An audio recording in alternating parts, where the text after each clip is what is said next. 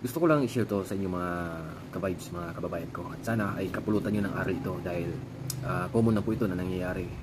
Napansin ko talaga na sa pagiging pulis ko, ang dami ko nang narespondihan ng mga problema sa barangay, problema sa pamilya. At ang pinaka-common talaga na dahilan ay awayan dahil sa pera. Yan, very common yan. Pero bibigyan ko kayo ng mga sample kung bakit ang pera, ang labis na pagmamahal sa pera ay sumisira ng relasyon, sumisira ng grupo, ng samahan, ng pamilya. Naging client ako noon na maganda yung relasyon nila, magpipinsan, magbabayaw, magkakapatid, pero sinira na lang ng salapi. At hindi naman siguro sinira mismo literal na yung pera yung sumira sa kanila, kundi yung pagmamahal nila sa pera, yun po yung sumira sa pamilya. Nakakalungkot po na kung isipin nyo, babalik tanaw kayo, yung dating masaya na pamilya, masayang grupo, masayang samahan, ay nagkanya-kanya na at hindi na nagpapansinan, nagkalimutan na at nagsisiraan pa. Marami po yan, alam niyo po yan na maging sa pamilya din ninyo may mga issue na ganito. Kung wala ay mapalad po yung inyong pamilya. Sa barangay ninyo marami yan, magkakapitbahay, nag-aaway. Ano ang dahilan? Dahil sa pera, di ba? Minsan sa hatian ng lupa, ang dami po. At minsan po at yung nakakatakot talaga diyan ay nagiging sanhi na po siya ng krimen.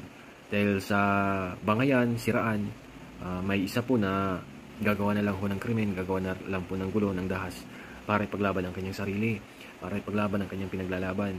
So nakakalungkot at nakakatakot po yun dahil ang puot, ang galit ay may dalang peligro po yan sa buhay natin. Kapag nababalot ka ng galit, nababalot ka ng puot sa puso mo, hindi ka rin po magiging masaya. Kahit marami ka ng pera, hindi ka rin po talaga magiging masaya kung marami kang kaaway. Yun lang mga kaibigan.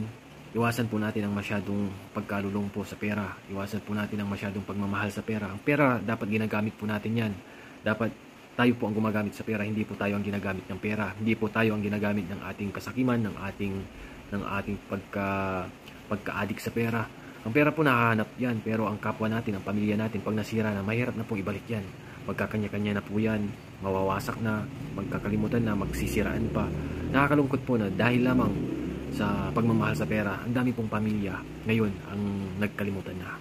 So sana kung naiisip nyo to at hindi pa sira ang pamilya ninyo at may nakikita na kayong mga chances, mga signs na masisira kayo balang araw, ngayon pa lang solusyonan nyo na. Ngayon pa lang ay ayusin nyo na. Mas mahalaga ang relasyon kaysa sa pera. Mas mahalaga ang pamilya kaysa sa pera. Dahil ang pera, nahahanap mo yan. Pero ang pamilyang nasira, ang hirap na pong ibalik yan. Dahil mana-mana na po yan. Mamanahin ng mga anak ang galit. Mamanahin ng anak ang sumpa. Tandaan niyo po yan.